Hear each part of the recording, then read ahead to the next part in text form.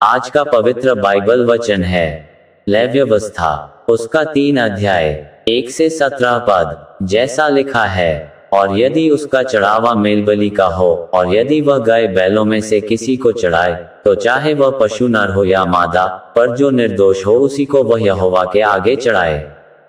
और वह अपना हाथ अपने चढ़ावे के पशु के सिर पर रखे और उसको मिलाप वाले तंबू के द्वार पर बलि करे, और हारून के पुत्र जो याजक है वे उसके लोहू को वेदी की चारों अलंगों पर छिड़कें।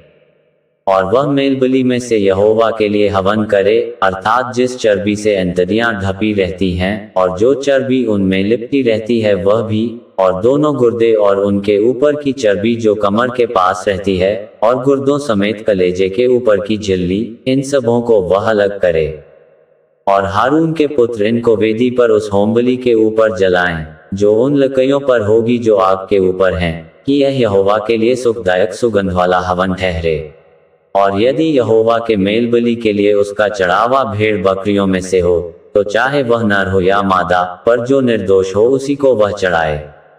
यदि वह भेड़ का बच्चा चढ़ाता हो, तो उसको यहोवा के सामने चढ़ाए, और वह अपने चढ़ावे के पशु के सिर पर हाथ रखे और उसको मिलाप वाले तंबू के आगे बलि करे, और हारून के पुत्र उसके लोहू को वेदी की चारों अलंगों पर छिड़कें।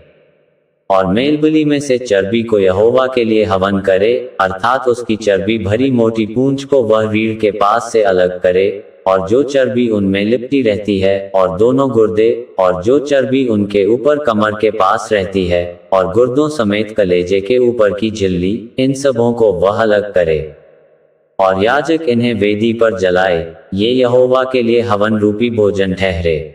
और यदि वह बकरा व बकरी चढ़ाए, तो उसे यहोवा के सामने चढ़ाए। और वह अपना हाथ उसके सिर पर रखे, और उसको मिलाप वाले तंबू के आगे बलि करे, और हारून के पुत्र उसके लोहू को वेदी की चारों अलंगों पर छिड़के।